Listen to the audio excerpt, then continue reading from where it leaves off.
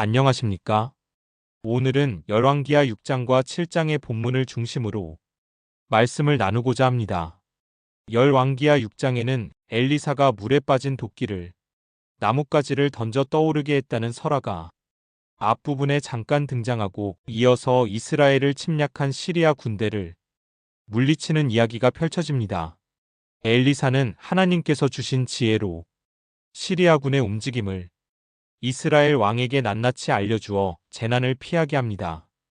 이에 당황한 시리아 왕은 엘리사를 체포하려 성을 포위하지만, 엘리사는 기적으로 그들의 눈을 멀게 한 뒤 사마리아 성으로 유인해 모두 생포합니다. 그리고는 그들을 죽이지 않고 오히려 정중히 대접해 돌려보냄으로써 그들의 전투 의지를 꺾어 놓습니다. 자신을 대머리라고 놀렸다는 이유로 저주를 퍼부어 어린아이 42명을 몰살시켰다는 설화와는 너무나 다른 엘리사의 모습입니다. 하지만 당황할 필요는 전혀 없습니다.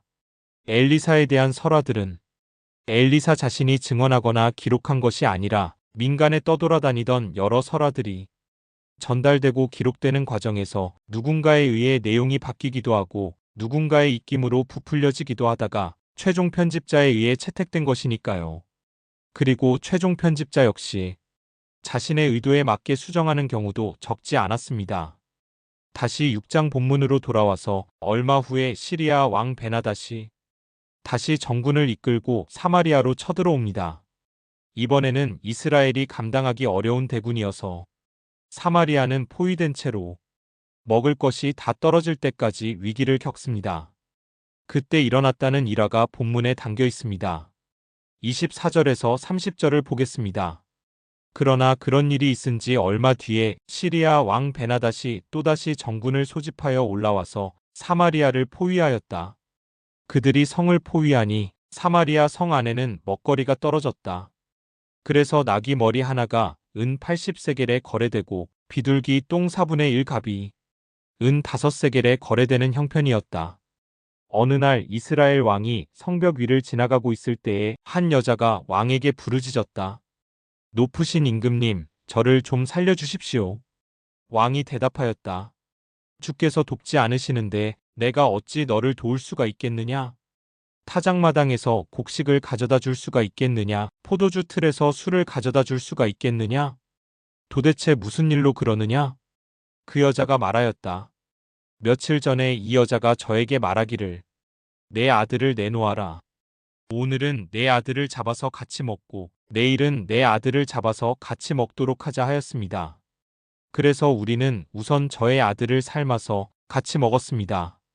다음 날 제가 이 여자에게 내 아들을 내놓아라. 우리가 잡아서 같이 먹도록 하자 하였더니 이 여자가 자기 아들을 숨기고 내놓지 않습니다. 왕은 이 여자의 말을 듣고는 기가 막혀서 자기의 옷을 찢었다.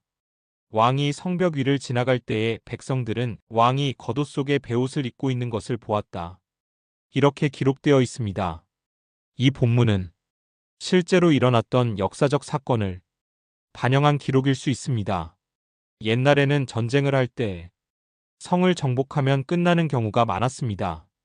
들판에서 대규모 부대가 회전을 벌일 때도 있지만, 한쪽이 밀리게 되거나 애초에 상대가 되지 않는 약소국일 경우에는 대개 성에 틀어박혀 방어전을 벌이게 됩니다. 이때 공격하는 쪽에서 아군의 희생을 최소화하기 위해 쓰는 전법이 성을 포위한 채로 적의 식량이 떨어지기를 기다리는 것입니다. 사마리아가 이런 상황에 놓였다고 본문은 말합니다. 이런 상태에서 식량이 떨어지게 되면 환각 상태에 빠지기도 하고, 제정신을 잃은 사람들이 닥치는 대로 가축이며 벌레까지 잡아먹다가 급기야 사람까지 잡아먹는 경우도 발생합니다. 대개는 약한 아이들이 먼저 희생이 되지요.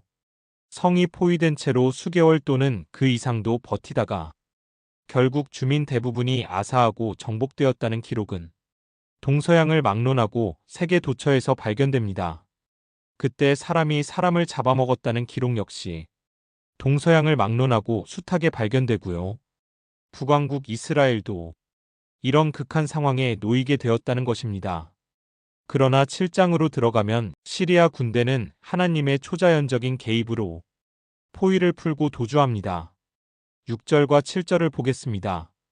주께서 시리아 진의 군인들에게 병거 소리와 군마 소리와 큰 군대가 쳐들어오는 소리를 듣게 하셨기 때문에 시리아 군인들은 이스라엘 왕이 그들과 싸우려고 헷 족속의 왕들과 이집트의 왕들을 고용하여 자기들에게 쳐들어온다고 생각하고는 황혼역에 일어나서 장막과 군마와 나귀들을 모두 진에 그대로 남겨놓은 채 목숨을 건지려고 도망하였던 것이다. 이렇게 기록되어 있습니다. 하나님의 능력이 천군만마를 거느린 왕과 그의 군대보다 월등하다는 메시지가 담긴 본문이 되겠습니다. 하지만 오래전, 그러니까 신학을 하기 전 20대 초중반의 저는 성서를 통독하면서 이런 본문을 만날 때마다 본문의 하나님께 끊임없이 질문을 했습니다. 이렇게 인간 역사에 구체적으로 개입하시는 살아계신 하나님이라면, 그리고 정말로 전지전능하시며 사랑이 충만하신 하나님이시라면 이런 극한 상황이 벌어지기 전에 좀 더 일찍 개입하셨다면 좋았을 텐데, 그러면 죄 없는 아이들의 희생은 막을 수 있었을 텐데 왜 이렇게 한 발 늦게 개입하신 것인가요? 라는 질문이었습니다. 오늘은 여기까지 하겠습니다. 고맙습니다.